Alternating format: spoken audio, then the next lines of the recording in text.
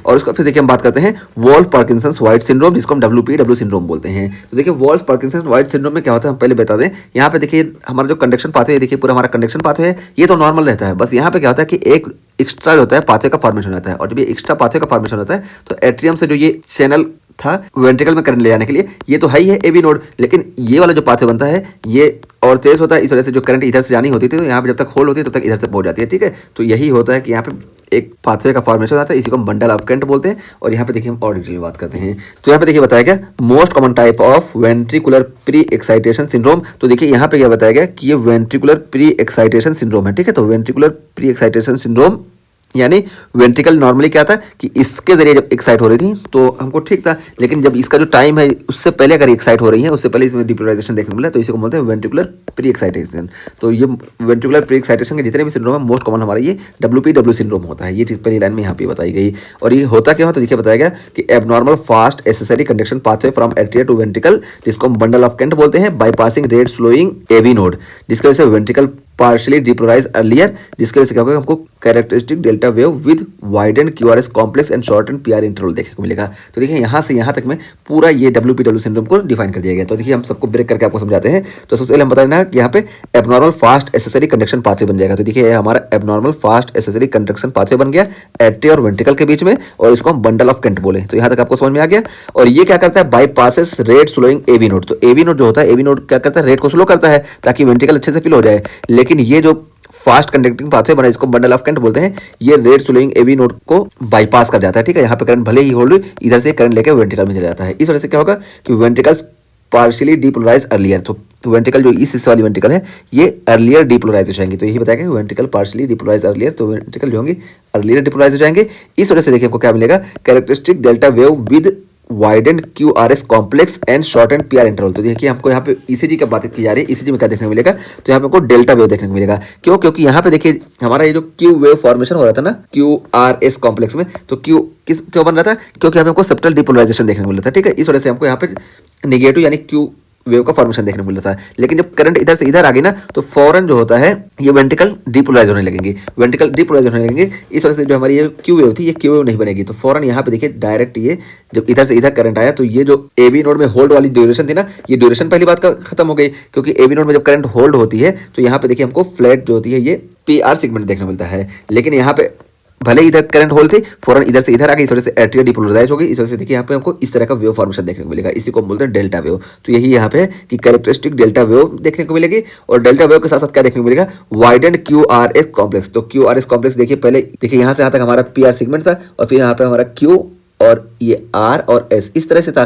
तो देखिए ये Q यहाँ से हमारा शुरू हो रहा है। ठीक है, यहाँ से यहाँ तक जो था ये हमारा QRS कॉम्प्लेक्स यहाँ तक था, लेकिन इसमें WPW सिंड्रोम में यहीं से शुरू हो गया। इस वजह से ये जो QRS कॉम्प्लेक्स है ये हमारा वाइडेंड हो गया। तो यही बताया गया कि वाइडेंड QRS कॉम्प्लेक्स यहाँ पे देखिए हम दिखाएं आपको, ये देखिए ECG में आपको ज़्यादा समझ में आएगा। देखिए आपका यहाँ से जो PR सेगमेंट है ना, तो PR सेगमेंट के साथ ये QRS ये देखने को मिल रहा था। तो आपका QRS इंटरवल इतना छोटा था, लेकिन अब यहाँ पे जब करंट एबी नोड में होल्ड होगी तो फौरन यहीं से यहाँ से ये हो जाएगा। ठीक है, वेंट्रिकल कॉन्ट्रैक्ट करेगी, ये क्यू गायब हो जाएगी और पहले से ही हमको ये चीज़ देखने को मिलेगी। तो यहाँ से देखिए अब यहाँ से यहाँ तक जो देखने को मिला ये हो गया हमारा QRS इंटरवल। तो QRS इंटरवल जो होगा हमारा ये शॉर्ट वाइड हो जाएगा। तो यही यहाँ पे बताया गया QRS इंटरवल जो है ये वाइड हो जाएगा। और इसके साथ साथ देखिए शॉर्ट एंड PR इंटरवल। तो ये PR इंटरवल है, ये देखिए PR इंटरवल यहाँ से यहाँ तक कहाँ गया, ये PR इंटरवल, ये देखिए PR इंटरवल यहाँ से यहाँ तक अभी तक था। लेकिन अब जब यहाँ से यहीं से डेल्टा वेव बन गई तो ये डेल्टा वेव जब बनी तो PR इंटरवल देखिए ये शॉर्ट हो गया, यहाँ तक आ गया। ठीक है, अभी देखिए यहाँ से यहाँ तक था, अब देखिए यहाँ से यहाँ तक ही बचा, क्योंकि यहाँ पे डेल्टा वेव का इस तरह फॉर्मेशन हो गया।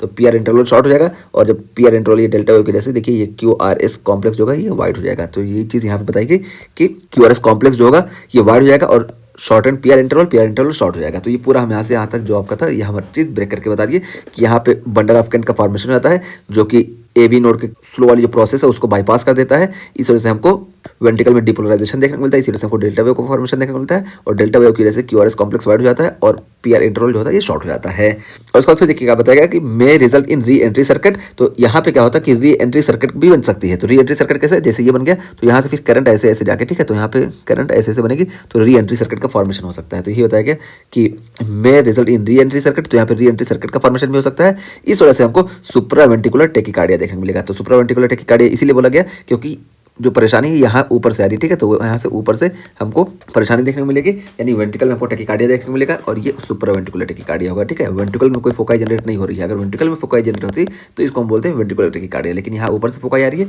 इस वजह से इसको भी हम सुप्रावेंट्रिकुलर टैकीकार्डिया बोलेंगे, ठीक है। तो यह पूरा WPW सिंड्रोम बता दिए। और ये देखिए आपको यहाँ पे भी देखिए हम दिखा दें कि ये देखिए PR इंटरवल देखिए नॉर्मल हमारा यहाँ से यहाँ तक था, ठीक है, PR इंटरवल हमारा यहाँ से यहाँ तक था और यहाँ से यहाँ QRS ये इस तरह बन रहा था, तो PR इंटरवल देखिए यहाँ से यहाँ तक था, लेकिन अब यहाँ से जब डेल्टा वेव का फॉर्मेशन हो गया तो PR इंटरवल छोटा हो गया, देखिए PR इंटरवल यहाँ से नॉर्मल यहाँ से यहाँ तक था, अभी देखिए शॉर्टन PR इंटरवल हो गया।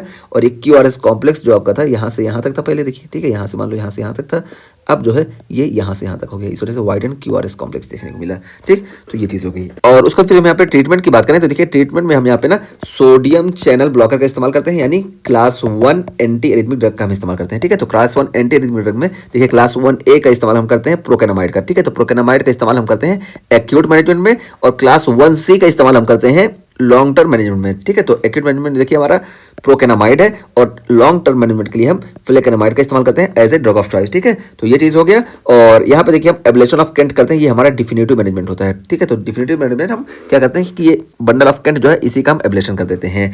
तो ये दो चीज़ हम बता दिए कि प्रोकेनामाइड जो होता है ये एक्यूट मैनेजमेंट में इस्तेमाल हम करते हैं, क्योंकि इस प्रोकेनामाइड में यहाँ पे देखिए sodium channel blocking effective activity भी होती है और ये पोटेशियम चैनल को भी ब्लॉक करता है, इस वजह से देखिए यहाँ पे हमको इस तरह का ग्राफ देखने को मिलेगा।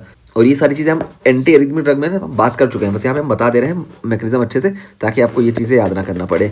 और उसके अलावा देखिए यहाँ पे हमारा फ्लेकेनामाइड है, इसमें भी देखिए यहाँ सोडियम चैनल ब्लॉक करती है, इस वजह से देखिए स्लो हो जाती है। तो ये चीज़ हो गई हमारी ट्रीटमेंट में। और उसके बाद देखिए यहाँ पे इंपॉर्टेंट चीज़ क्या बताएगी कि avoid AV nodal blocking drugs. तो AV नोडल ब्लॉकिंग ड्रग्स को हम यहाँ पे अवॉइड करेंगे, क्योंकि यहाँ पे देखिए जब ये पाथ और स्लो हो जाएगा तो और ज़्यादा इधर से करंट आएगी, तो इस वजह से AV नोडल ब्लॉकिंग ड्रग्स जो है इसको हम अवॉइड करते हैं, जैसे एडिनोसिन है, कैल्शियम चैनल ब्लॉकर है या बीटा ब्लॉकर है, इन सारे ड्रग्स को यहाँ पे हम इस्तेमाल नहीं करते हैं WPW सिंड्रोम में। तो इस तरीके से हमारा ये WPW सिंड्रोम का भी टॉपिक कंप्लीट हो गया। यहाँ पे हमारा क्या होता है कि बंडल ऑफ केंट का फॉर्मेशन रहता है, जिसकी वजह से करंट इधर से इधर आती है और ये AV नोड को बाईपास कर देती है, और जब बाईपास कर देती है तो हमको यहाँ पे वेंट्रिकल में डीपोलराइजेशन देखने को मिलता है, इस वजह से हमें डेल्टा वेव का फॉर्मेशन होता है। और ये डेल्टा वेव का फॉर्मेशन होने की वजह से ये PR इंटरवल जो होता है ये शॉर्ट हो जाता है और QRS कॉम्प्लेक्स जो होता है ये वाइड हो जाता है।